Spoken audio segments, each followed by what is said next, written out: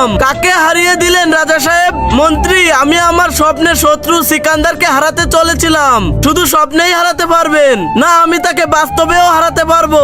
চলুন হারিয়ে দেন না, আগে তার স্বপ্নে একবার হারাতে হবে, তারপর কাজ সহজ হবে। আমি যাচ্ছি ঘুমাতে, আমাকে কেউ জাগাবে না। রাজা সিকান্দার, তুই এইবার রক্ষা পাবি না।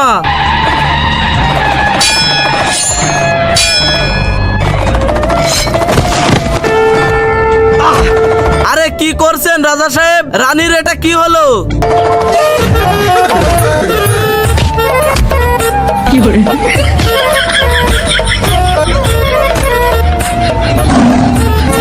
রানী সাহেব,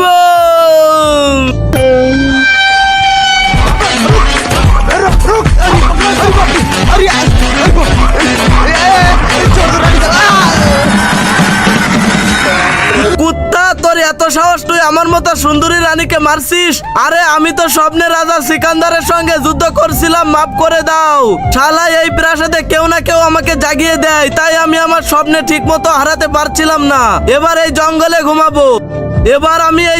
ঘুমাবো, আর সিকান্দারকে মজা বুঝাবো। সিকান্দার, তুই তো আর বাঁচতে পারবি না।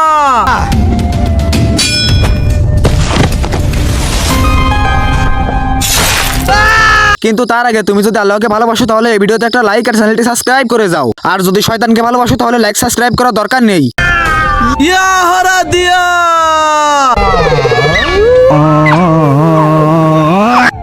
আরে এবার তো আমার চিরকালের জন্য ওভারে পাঠিয়ে দিল।